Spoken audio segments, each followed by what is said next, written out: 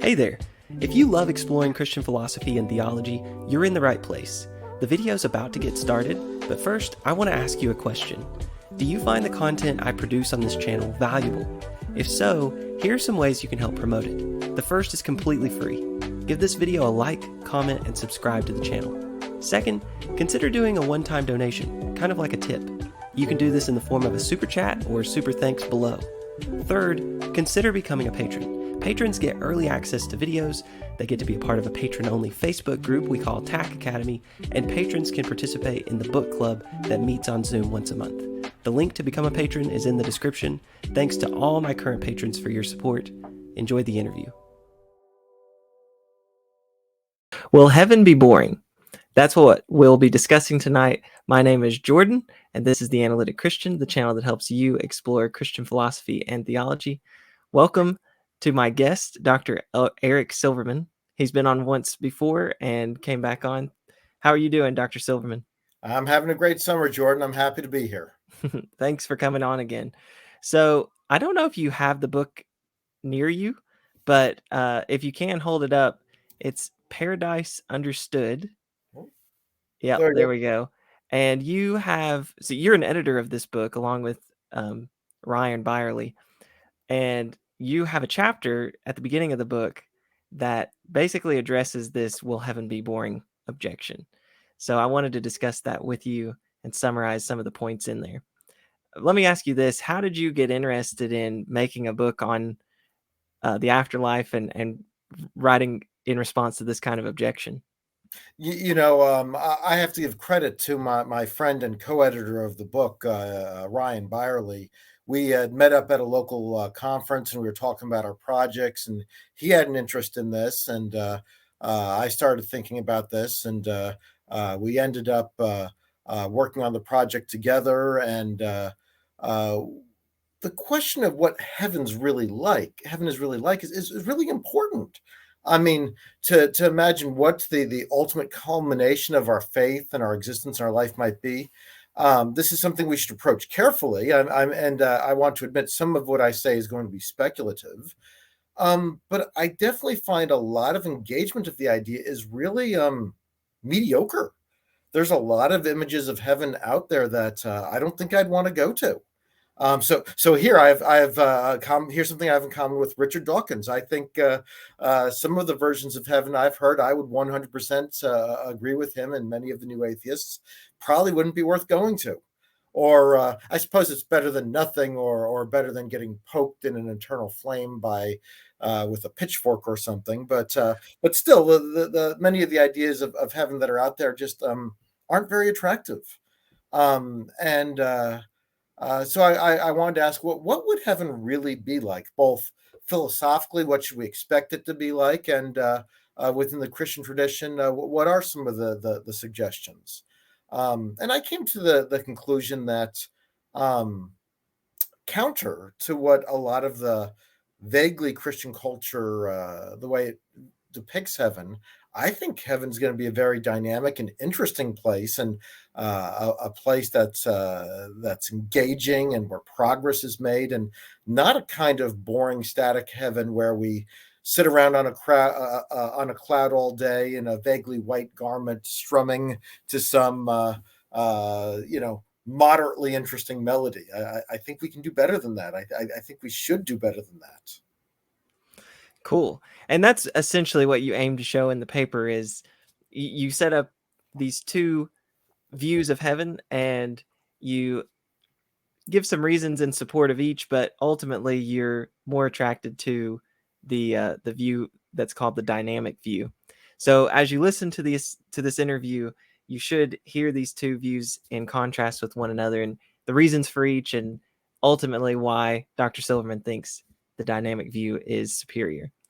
Okay, so let's go ahead and jump right into the first view on heaven, and that's the static view. So can you explain what that is? Sure.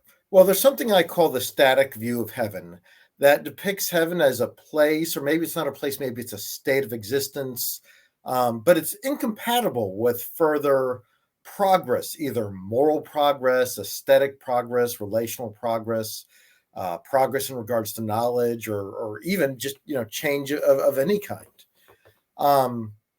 And if you think of some of the depictions of heaven that you may have seen, a lot of it looks like that. I grew up, I might be dating myself here a little bit, but I saw a lot of Looney Tunes growing up. And the classic thing that you'd see in that show would be a character would die, would blow up with dynamite or something. They would float upwards towards heaven, and they'd end up strumming strumming a lyre on a cloud. And it wasn't the worst thing you could imagine, but it certainly wasn't very interesting. Now, there is some reason for that metaphor for heaven. You find it, I believe, in Revelations 4. There's an image of a worship service in eternity where people are worshiping God. So I don't want to deny that is part of the heavenly existence, but is that it? And I have to go. There's kind of two directions I'm going to go with this. I am ultimately going to say that's not it. But if that were it, at the very least, it's going to be cooler and more dynamic than sitting on a boring cloud doing virtually nothing. At the very least, if it's going to a concert, it's going to be like going to the most awesome rock concert you've ever been to. So if you've been to a decent concert, it's not boring. So even if that is kind of it, it's not going to look like that. So the static view, I've seen it in several places in pop culture, all the way back to Mark Twain. I believe in Huck Finn, there's a description of heaven that sounds a lot like that. The Talking Heads back in the 80s had a song about heaven that described it as a place where nothing ever happens. And I noticed this even among some of my Christian friends.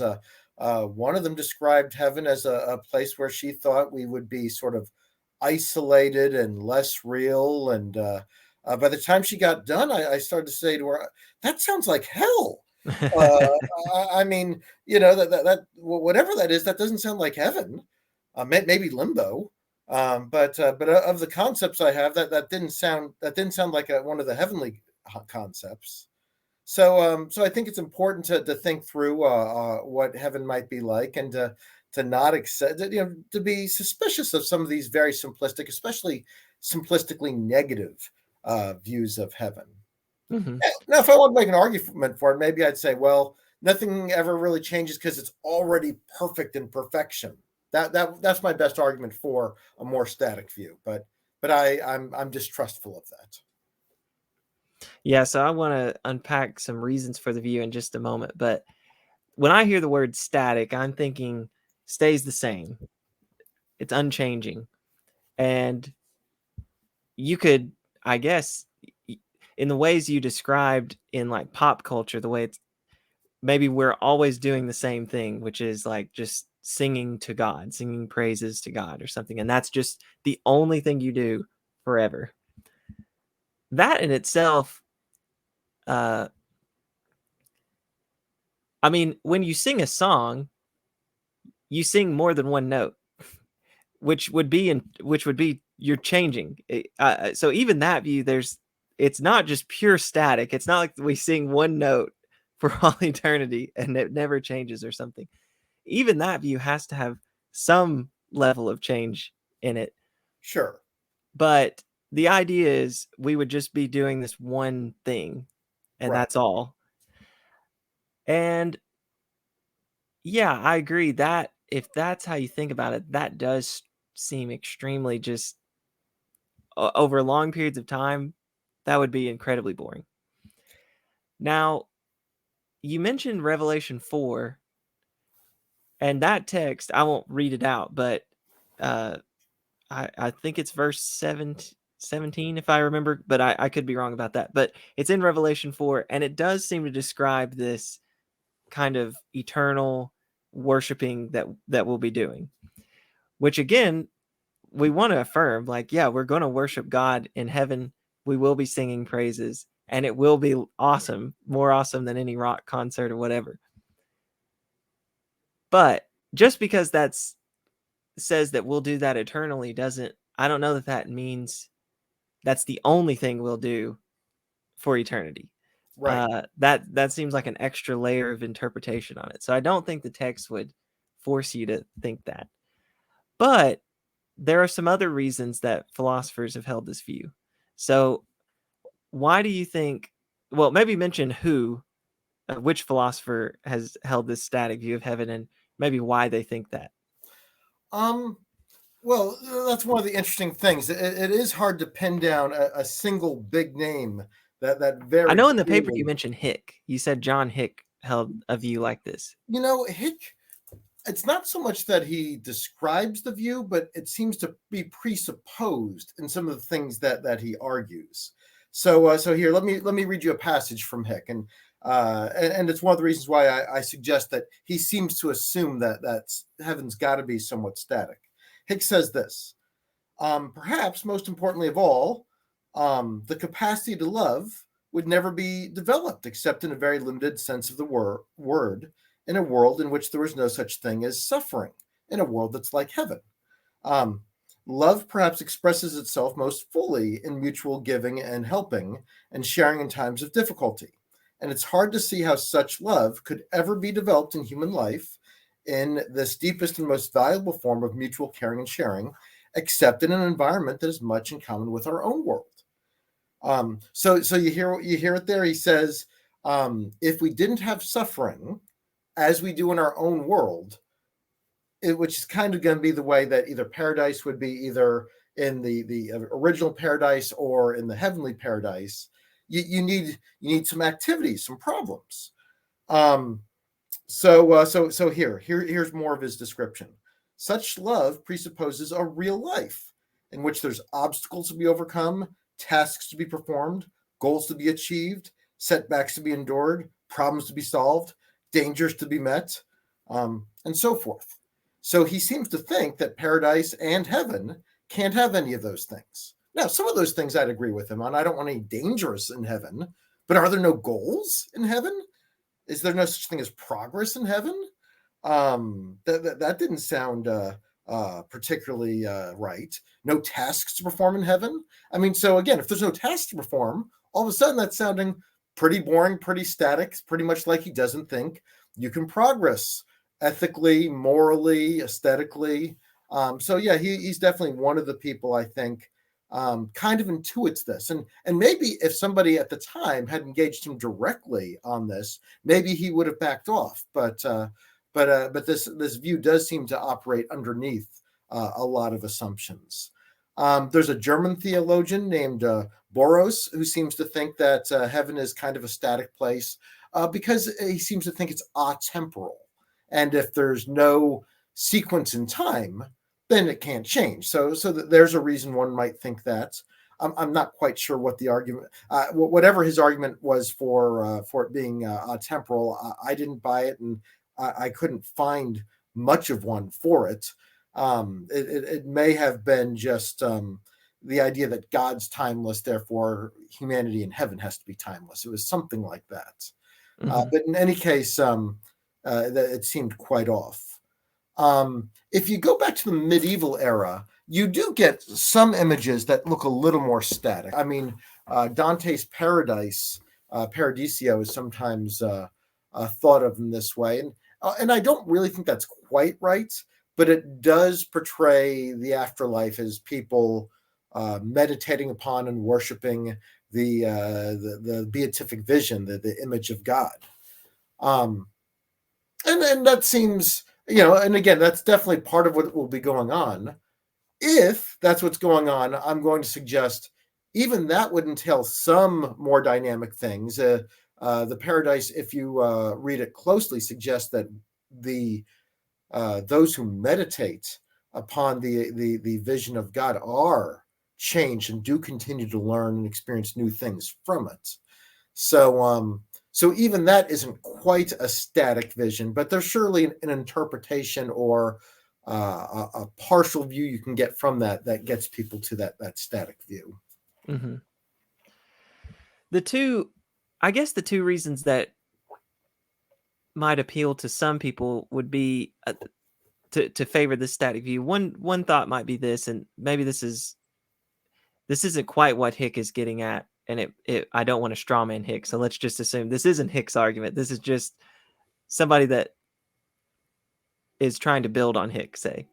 They might say something like this: in heaven we'll reach a state of perfection, and any change then would be to go from perfection to some sort of imperfection. They might think, anyway. Good. And so there can't be change in heaven, otherwise you'd introduce imperfection. Now, it's not clear to me that there can't be like a tiebreaker, so to speak, a bunch of actions that are equally compatible with perfection, and you can change from one to the other. It seems like that's very plausible, and so I don't see how that argument would get much traction, but someone might think that. Well, there might be a certain aspect that can't change. So maybe your moral character is perfected in heaven, and any change to your moral character would represent a worsening. So maybe we're static in character. Maybe. I'm still open to the idea that one might be morally pure, but there might be yet deeper levels of character that are possible past, moral purity, moral goodness. And that's one of the essays in the book, actually, right? Yes. By Kevin Tempe and Tim Paul. They talk about progressing in moral virtues while still having like a moral purity to you. Right. We certainly don't want to assume that in heaven we're going to be surrounded by morally vicious people. What's the old joke? You don't want to wake up in heaven and end up with Adolf Hitler as your roommate. That doesn't sound like your heavenly existence is going to be much fun. Yeah. So I have interviewed Kevin Tempe on an issue related to this, and he talks a little bit about how we might still grow in virtue in heaven. So perhaps I can do a follow-up interview where we focus explicitly on that. That would be good. But yeah, that does make sense to me. What he says in that essay, he and Tim Paul.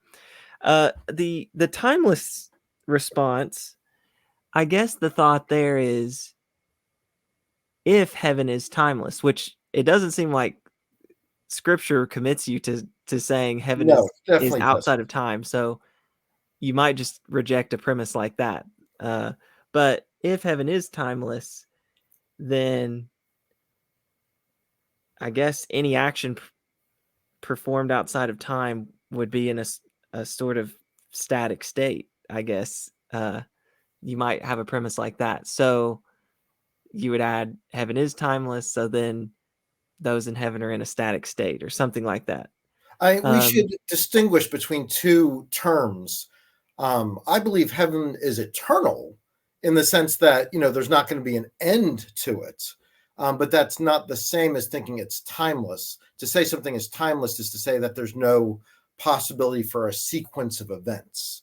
So I want to affirm, the eternality, that there's no end to a heavenly existence. But I don't think that's the same as saying that there can't be a sequence of things, that there's nothing new to learn, that there are no new insights, that there's nothing more beautiful to behold, that we might not become even sort of deeper as individuals and be able to behold things and understand things on a level that we might not previously have been able to behold. Okay, so why don't we shift now to the dynamic view? So what is the dynamic view of heaven?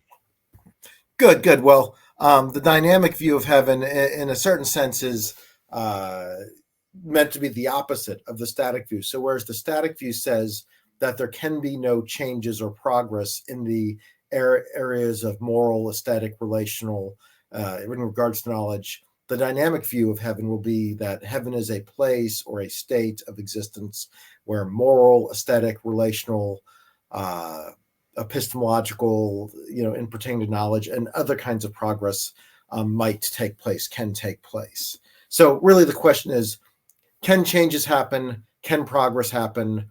Can things can new events, new sequences of events take place? And I want to say probably. there's good reason to think probably. Mm-hmm. Now, you in the chapter that you wrote, you distinguish three types of this view. Can you mention those three types and give some examples? Good. So you want to ask, okay, if there are changes possible, what kinds of changes are possible? Now, the thing where most people's minds go immediately is that changes have to be external changes. So the first subtype will be a dynamic type of heaven where it's dynamic externally. Things can change externally. You can travel to new places, meet new people. If you read Plato's Apology, he likes to speculate that in the afterlife, he hopes to meet other martyrs and compare their experiences and meet the wise men of old and sort of cross-examine them to see that maybe to see whether or not they actually were as wise as was said. So those would be external changes. A second type of change would be an internal change. Can I learn new things? Can I grasp new things? Can I have new experiences, at least internally, whether or not external circumstances change? So this is why I want to say even that heavenly worship image that gets associated with that static view of heaven, even that actually could be a more dynamic account of heaven, so long as you allow that I'm changed in the worship experience, that I'm learning new things, I'm getting deeper, I'm experiencing new aesthetic heights, new spiritual euphorias, these sorts of things. So changes can be just internal, they could be external, and of course the third subtype is why not both? Right. So those are three ways that a heavenly afterlife could be dynamic. Okay, so this seems pretty obvious, but maybe in the paper you spell out some specific ways that the dynamic view has advantages over the static view. So why don't you explain that? What advantages it has over the static view? Sure. Well, for one thing, we were repeatedly told you need to look at what the and I'm coming from a presupposing Christianity here at this part of the conversation. But whatever heaven is, it's got to be deeply meaningful, deeply fulfilling. If you presuppose that, at least, then whatever heaven's going to be like, it's got to be something we're going to experience in a way that's going to be more meaningful and fulfilling, and that's going to tend towards the dynamic view. If you wanted to stipulate and defend the static view, you could defend it somewhere like this.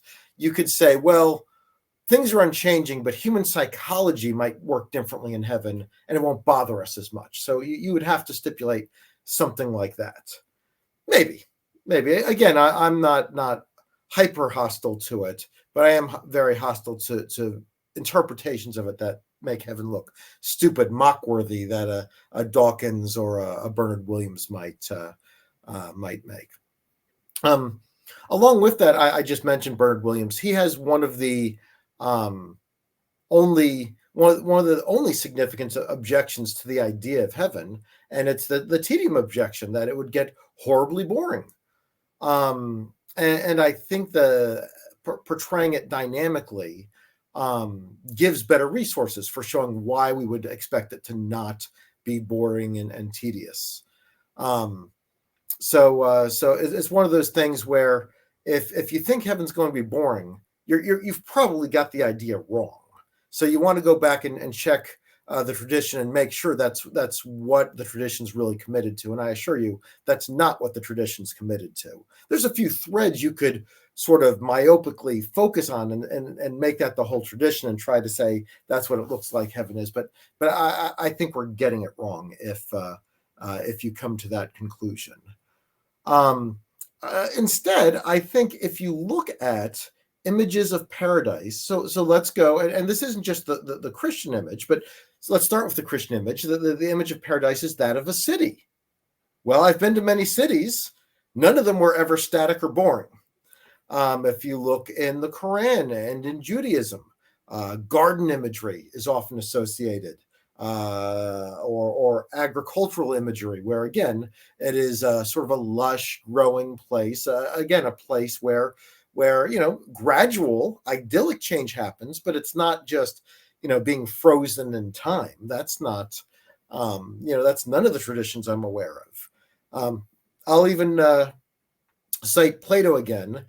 His account of what the afterlife and paradise might be like, looks again. It looks dynamic and engaging. It doesn't look static and simplistic.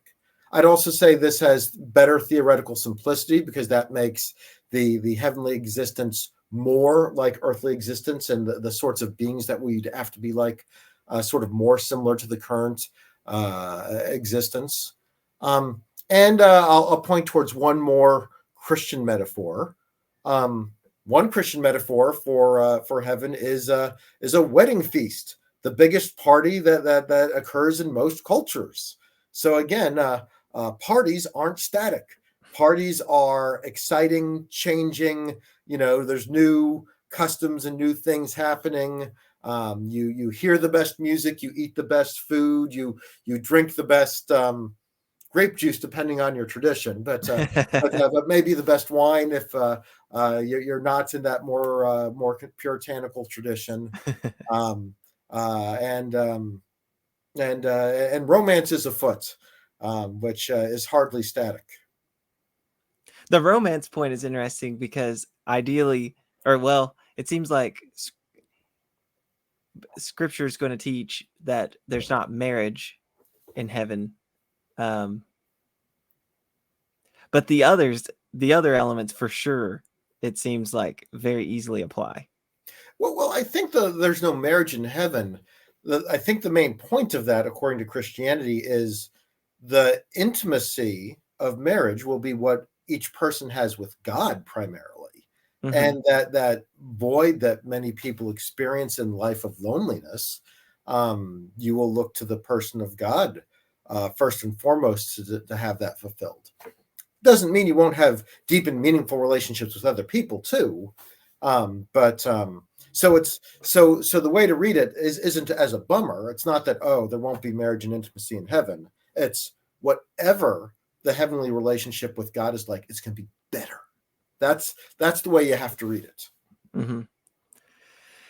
Very good. Okay, so I thought that a good way to sum up here at the end would be to play a short clip that was very recent, actually, where Richard Dawkins presented this boredom objection, and then I thought I'd have you reply. So let me play the clip, and then I'll have you reply to it. Eternity in heaven, I mean, sitting in heaven for not just billions of years, but trillions of years. I mean, these are time spans beyond our comprehension. How unbelievably boring it would be. So what do you think about that? Well, I mean, again, Dawkins is channeling Bernard Williams, who did a much more academic version of that objection before him. Well, first he just stipulates that we're sitting. I don't know. Again, this is part of the stereotype, but I don't know where he's getting that from. That we're present in heaven for eternity. That's definitely part of the tradition. And I guess the question is, what does the tradition, or what do we assume that we're going to be doing in that time? At the very least, Christianity is unified on this. God is present in heaven, and our relationship with God is the essence of eternal life. And through that experience, it's supposed to be deeply fulfilling, more meaningful and more fulfilling than any human relationship. And I believe Corinthians says the problem with that relationship now is that we see through a mirror darkly, so that we don't really understand what it really is in its fullness. So I think if we're tempted to think it would be boring, it's because we're stuck on thinking it would be like this dim, mirror, faded image that we experience here.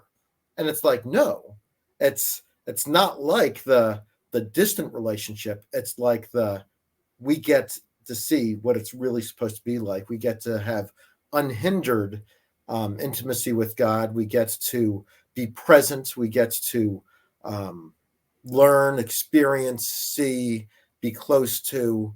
I mean, imagine getting a glimpse into the one that created eternity. Now, I can get excited about a decent conversation with a smart person. You sit me down with a Richard Swinburne or a Robert Audi or an Eleanor Stump, and I'm pretty darn excited that this is one of the best days of this is the highlight of my day, highlight of my month. One of my favorite highlights, I got to have dinner once with Harry Frankfurt, who's one of my heroes, and that was fascinating to pick these brilliant people's minds. But you know what? Each of those people was finite and flawed. And if you believe the Christian tradition, sinful and imperfect. Imagine now being with someone who is always there, who's seen everything, understands everything, and getting to learn from them. Now, just on a strictly academic level, wouldn't that be awesome to say, how did you come up with color? I mean, really, color. Or if we want to go, sex. You thought it up. What the heck were you thinking? I mean, it's caused a lot of controversy ever since. The universe. Why did you design such a large universe and populate such a small part of it?